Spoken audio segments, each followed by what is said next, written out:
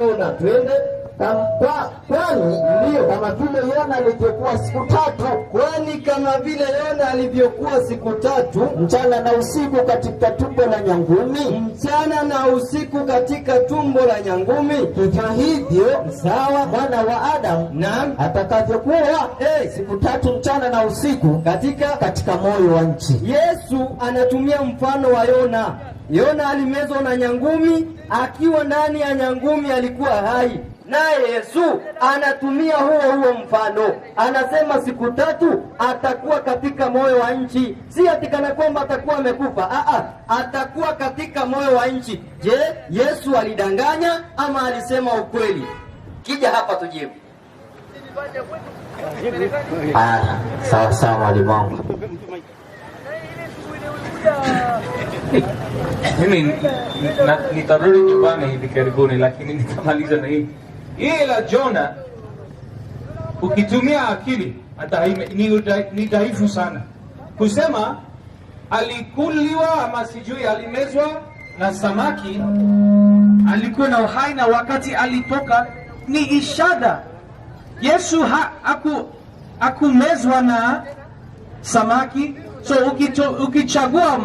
ukichagua mahali moja alikuwa na uhai, kutumia kama argument yako hai make sense. Ukisoma ile context, hiyo purpose, lengo ya Yesu ni kuonyesha kwamba atasulubishwa, atakufa, atafufuka.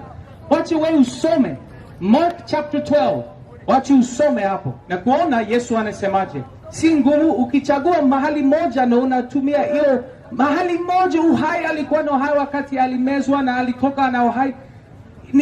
Yesu hajakuwa kwa bahari. Yesu hajamezwa na samaki. Haijakuwa Nineve. Kuna mambo mingi si the same. Umenipata? Nafikiri kama uko na akili umenipata. So hiyo mazungumzo hiyo argument hai make sense. Mzee akasema kitu mapema, akasema Yesu alikuwa na dhambi, si ndio mzee? Aliomba forgiveness. Umesema? So sitaingia hapa sana, but kulingana na hadith, acha nisome kwa sababu Quran na hadith iko clear. Sahih al-Bukhari 34:31 inasema Jesus will be pole pulled up hapa. Every child of Adam is touched by Satan on the day his mother gives birth, except Mary, her son. Okay? Umenipata? Yes. Pia wakati the angel alikuja kwa Miriam akamwambia aje, I give you news of a pure boy. So hata kulingana na dini yao, Yesu hakuwa na dhambi. Pia kulingana na Bible hakuwa na dhambi. Sitaingia sana. Hiyo mambo ya Yesu alisulubishwa iko clear. Swali ni kitabu gani ni ukweli? Because ukisoma Injili utaona iko Yesu alisulubishwa, imeisha hapo. Kama kuna swali lingine mtakuja, mimi naenda nyumbani. Asanteni. Asante mzee. Labda Wakristo wapatie nafasi. Sawa, asanteni. Asante sana. Sijui kama angetulia hapo dakika moja mbili hivi tuhojiane kidogo tu. Kidogo tu. Kidogo. Watu wao ndo ameanza. Just a minute. Kidogo tu. Wacha sijamaliza. Kama nikikaa kwa sababu kuna video ni mzuri YouTube, ukipata mzungu hapo utatangaza sana. So wacha nikaa kidogo. So nasema hivi ndio Yesu hiyo sati ni tu. So vile mimi wacha nataka kueleza vizuri. Wakati nimesema sisi tunafunga, sisemi kwa sababu sisi tunataka utakatifu.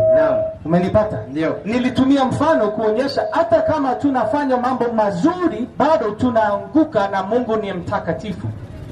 Na hatuwezi kufanya kitu chochote ya kumfikia Mwenyezi Mungu isipokuwa Mwenyezi mwenyewe analeta dhabihu kwa niaba yetu bila damu. Vile mzee akasema kulingana na Taurat, kila dhambi inahitajika sacrifice hapo. Leviticus chapter 16. So sisemi sisi ni watakatifu.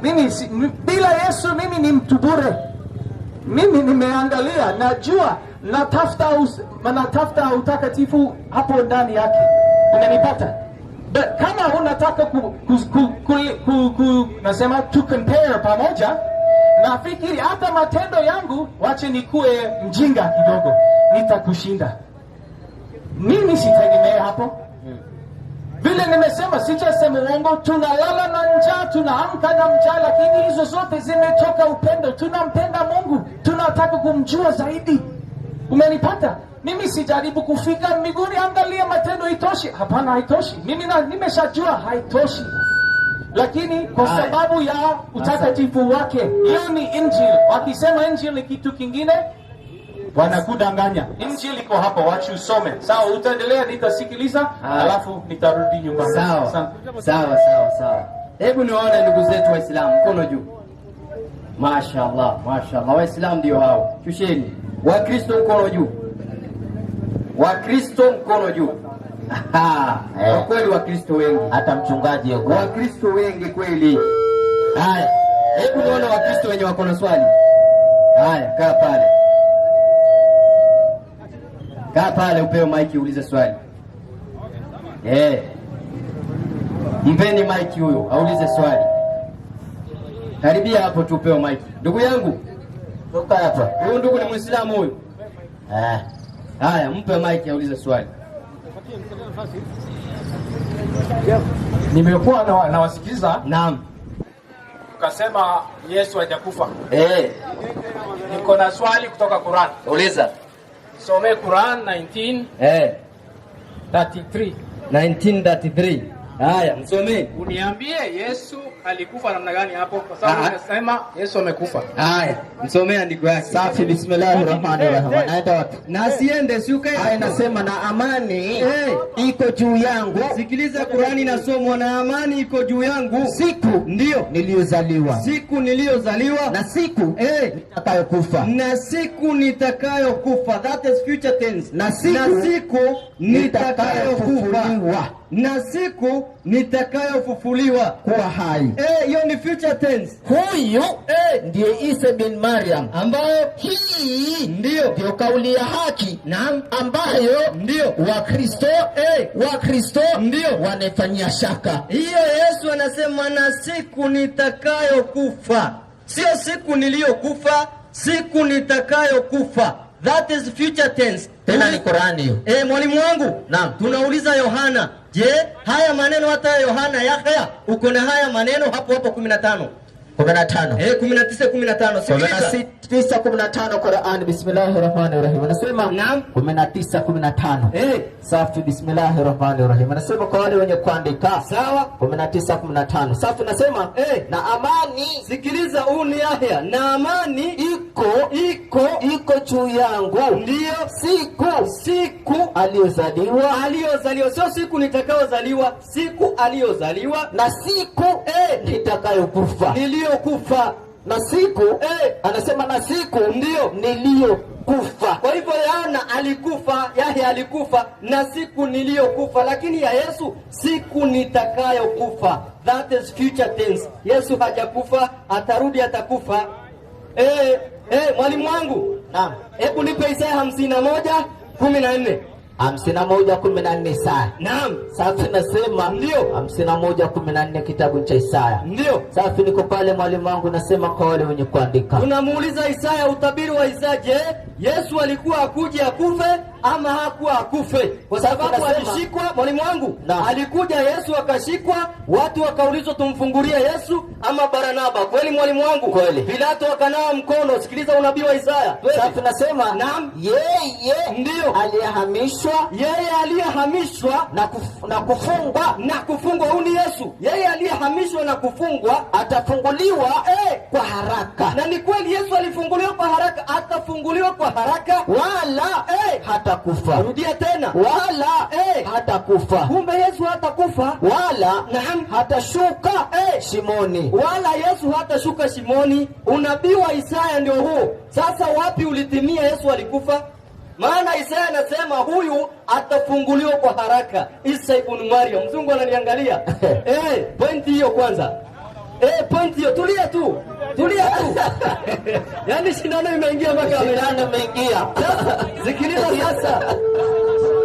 Sikiliza, huo ni unabii. Wapi ulitimia Yesu akakufa? Maana Isaya anasema hata kufa na atafunguliwa kwa haraka.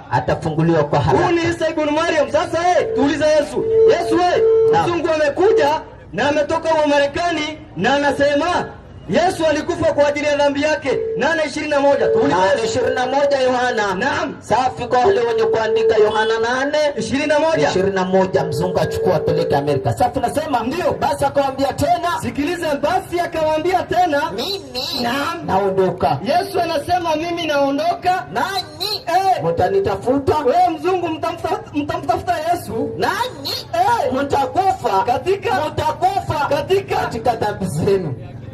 Waislamu takbiri. Allahu Akbar. Mtubieni Mungu bwana. Yesu akubeba dhambi zenu. Mtubieni Mungu. Maliza andiko. Nani mtakufa katika dhambi zenu. Ndio. Inaendelea kusema sawa. Nami niendapo nyinyi hamwezi kuja. Kwenye Yesu anaenda hamwezi mkaenda. Kwa hivyo Yesu anasema kuna watu hapa wanamlilia, wanasema Yesu tunakulilia utubebee dhambi zetu. Yesu anasemaje? Mumulilie ama muache kumulilia? Luka 23:28. 23:28 Luka. Naam, alafu naomba nafasi ili achukue na apeleke Amerika. Naam. Safi, Luka 23:28. Kuna watu wanalia wanasema Yesu tubebee dhambi zetu.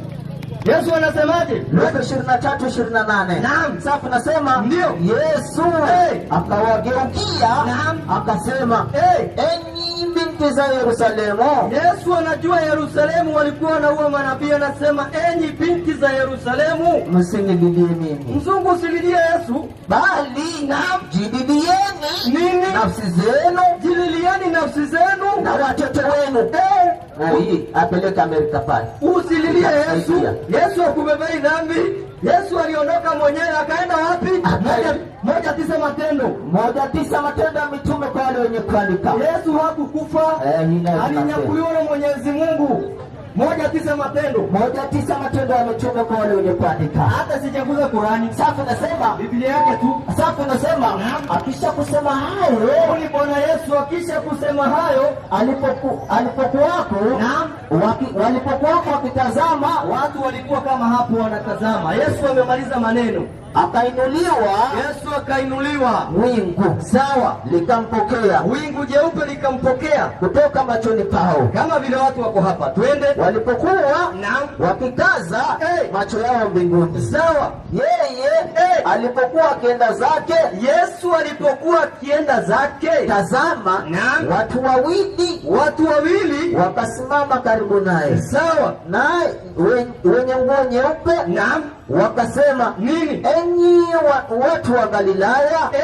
watu wa Galilaya, mbona mnasimama mkitazama mbinguni? Mbona mnatazama mbinguni? Huyu Yesu, sikiliza, huyu Yesu aliyenyakuliwa, kama hajakufa, huyu Yesu alinyakuliwa hivyo kutoka kwenu, vile amenyakuliwa kutoka kwenu kwenda juu mbinguni. Sawa, atakuja jinsi hivyo kama hajakufa. Huyu Yesu mlijemwona akienda zake mbinguni. Yesu amenyakuliwa, hajaonja umauti, na anasema hivyo ndivyo atakavyorudi. Yesu, tuulize Yesu, je, wewe Yesu ulikuwa unamuomba Mungu? Mungu alikuwa anasikia maombi yako ama hakuwa anasikia? Kwa sababu Mungu alikuwa anajua maombi ya Yesu na anamtimizia. 5:7 Waebrania. 5:7 Waebrania inasema kwa wale wenye kuandika. Naam. Waebrania 5:7.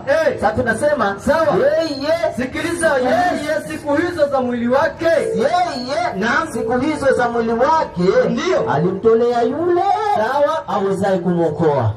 Alimtolea yule awezaye kumwokoa na kumtoa katika mauti. Katika mauti. Huyu ni Yesu. Na maombi akaomba na dua, na pia dua. Yesu alitia dua pamoja na kulia sana. Na mzungu akikuja hapa atuambia Yesu kweli alilia akasikilizwa, Naam. akasikilizwa kwa jinsi alivyokuwa mcha Mungu. Rudia tena. Akasikilizwa akasikilizwa kwa jinsi Naam. alivyokuwa mcha Mungu. Yesu alisikilizwa kwa sababu alikuwa ni mcha Mungu. Mungu Eh. akamuondolea umauti. Akamwondolea mauti. Kwa hivyo Yesu hakufa.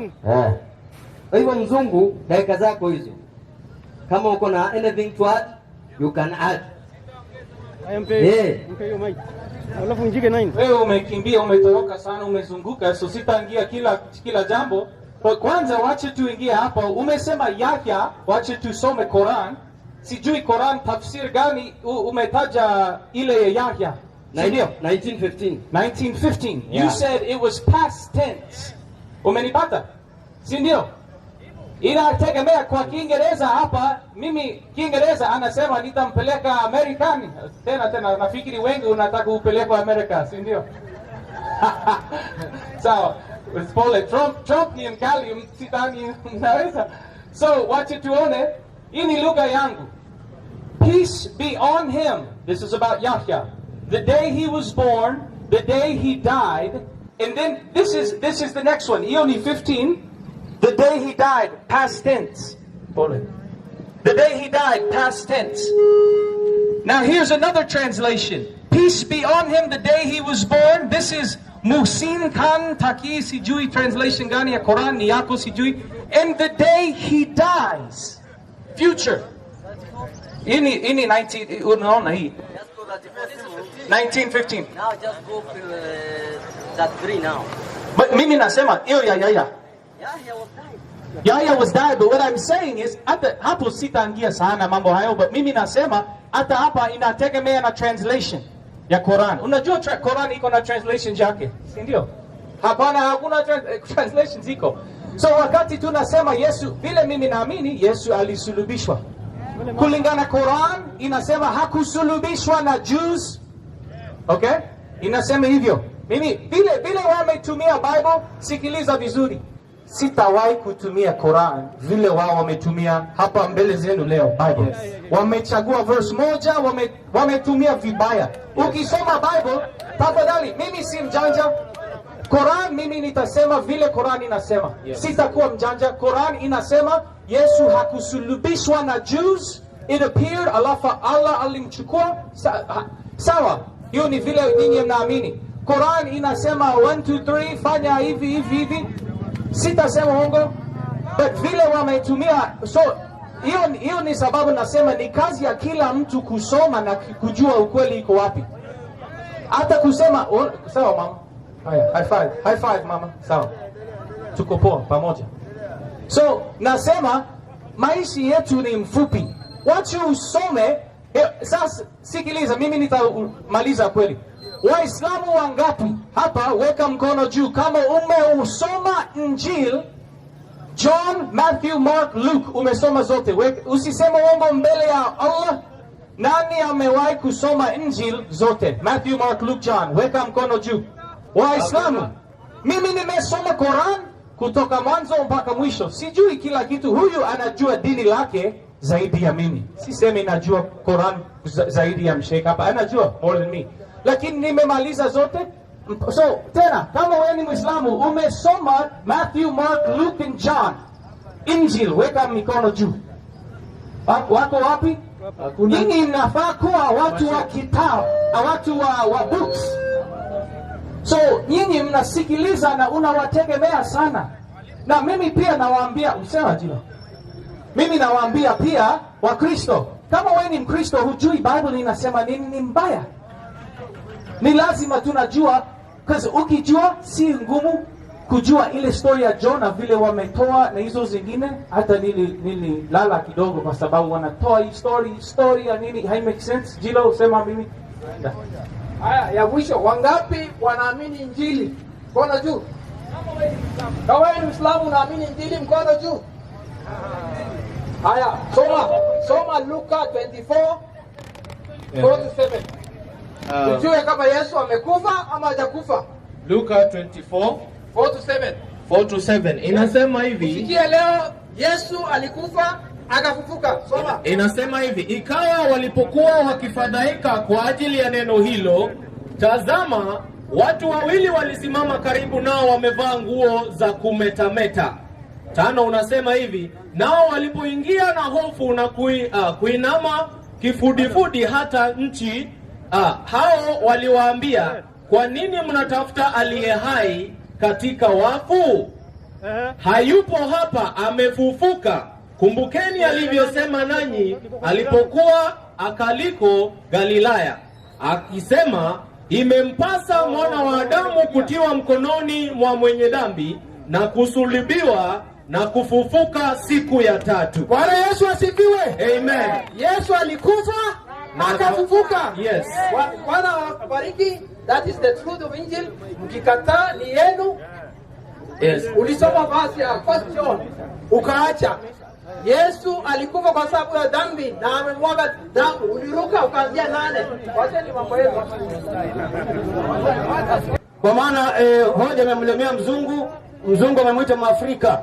Mwafrika naye amekuja ameshindwa na hoja, anamwita Mwafrika mwenzake mwalimu. Na 22:29 Yohana. Haya. Ndio. Kitabu gani mwalimu? Unaenda? Asante, karibu. Asante, karibu.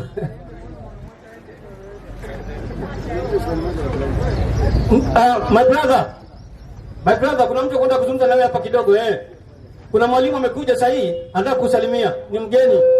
Huyu. Mwalimu wangu huyo ni Kasim. Karibu, ni mapema sana. Bado time. Hata topic ni gani hatujaongea bado. Kila mtu ameongea yake. Kaa pale kwa kiti, at least tuongee moja kwa moja. Tumia ile microphone. Mpe microphone. Nyinyi mkitumia Injili, tumia vizuri. Unajua hiyo inaleta shida na mazungumzo yetu, kwa ni mzuri kuelewana. Lakini wakati unatumia Injili vibaya, inasababisha hiyo mazungumzo yetu iende chini. Ni bora ukisema Injili. Ni bora ukisema mama anasema niko na watoto wengi, mama ananiomba. Mtu ya social media, mimi sijali, napenda Yesu, sijali the follows ama nini. Yesu anastahili. Umenipata? Sasa karibu uketi pale ndio hiyo Injili. Mimi nimechoka, sema tu alafu sema. Kitu ambacho nilikuwa nasema, Injili wakati ambao unaongelelea na pamoja na mwalimu, mlikuwa mnaongelea topic ya msalaba. Which hamjaendelea vizuri vile ambavyo ilikuwa inafaa iende. Kama mlikuwa mnazungumzia topic ya msalaba, mnazungumzia Torati, Injili na Qur'ani yote, si kitabu moja. Sasa ikiguswa Injili alafu unajua hatuhitaji kuingia kwa Qur'an, kwa nimesema sawa, Qur'an inasema amesulubishwa, ni sawa. Amesema hajasulubishwa. Hakusulubishwa, nimesema hivyo. Torati pia inasema hakusulubishwa. Kwa Torati wapi? Mpatie ule. Mpe huo nikuonyeshe. Mara moja tarudi kwa ile verse ya Zechariah. Hapana, si basi ya Zechariah kwa nini? Achomtai kidogo, acha tuchangamke.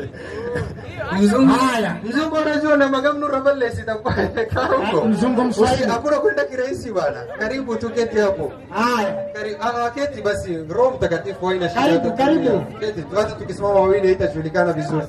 Mpate kiti ya kando. Sawa. Mpate kiti. Sasa usipoona utasema imesomwa vibaya. Nataka uone ndio uhakikishe anasoma vizuri, kama ni Injili kama ni Tora. Ngoja umesema, ukiniomba nikae, wacha unipatie nafasi. Okay, sawa, toa verse kutoka Taurat. Naongojea. Leta Taurat. Inasema Yesu hakusulubishwa. Haina shida, ngoja sasa hizi. Unajua hii ni topic tunaongelea, acha akae chini tumuelezee. Tufanye kitu moja. Tora inazungumzia utabiri, sio? Tora hakuna mahali ambao ndani ya Tora inataja majina ya manabii. Tora inataja utabiri ya nabii atakayokuja. Inaelezea sifa yake, inaelezea namna atakavyokuwa, lakini si jina. Hata kwa ndani ya kusoma yote, hata si Tora peke yake, Agano la Kale yote. 21:22 kumbukumbu la Torati. 22 kumbukumbu la Taurati. Hii ndio sheria ya Torati. Mtu akisulubiwa ama akitaka kuwekwa lazima akuwe na hii sheria. Ukikubali Yesu amesulubiwa, basi utakuwa unakubali kwamba alikuwa amefanyika hiyo. Twende vitu. Akiwa mtu mpatieni kitu huko alafu kidogo akae. Akiwa mtu 22:21 inasema hivi 22:21. Mwacheni kumsumbua bana. Namka nuru kisitani hizo. Akiwa mtu Deuteronomy 22:21. 21:22, sorry. Twende. Akiwa mtu ametenda dhambi mpasayo kufa, akauawa. Sheria ya Torati, mtu akiuawa akafanyaje? Nawe ukamtundika juu ya mti. Nawe ukamchukua ule mtu ukamweka juu ya mti. Mzoga wake ama mwili ya ule mtu usikae usiku kucha juu ya mti. Kwa nini? Lazima utamzika siku hiyo. Utamzika siku hiyo. Haifai mtu akae siku 3 mchana na usiku ako juu ya mti, ama hata siku 1 siku 2. Siku hiyo mtu anafaa zikwe. Kwa nini? Kwani yule aliyetundikwa akawekwa juu ya msalaba amelaaniwa na Mungu. Na hiyo ni kitu Waislamu tunapinga sana. Bwana Yesu hajalaaniwa. Wewe ukisema ametundikwa utakuwa unamweka kwa position ya mtu aliyelaaniwa. Na ndio maana watu wote wanaosherehekea kifo cha Yesu wanasema Yesu ametukomboa kwa damu yake. Wanaamini Yesu alilaaniwa kwa ajili ya dhambi zao. Yaani wao wana madhambi, Yesu hana dhambi. Mwenyezi Mungu akamchukua nabii ambaye hakuwa na dhambi akamuua kwa ajili ya wanadamu wenye dhambi. Mungu ni unjust hivyo. 3:1 Wagalatia. Tuko ndani bado ya Injili, sasa twende. Wagalatia. Si ulitaka Torati hiyo tabiri itimie, ndio maana useme unasingiziwa. Unajua watu wakiongea kihuruma, walai wanisan karakajela kubajiranset.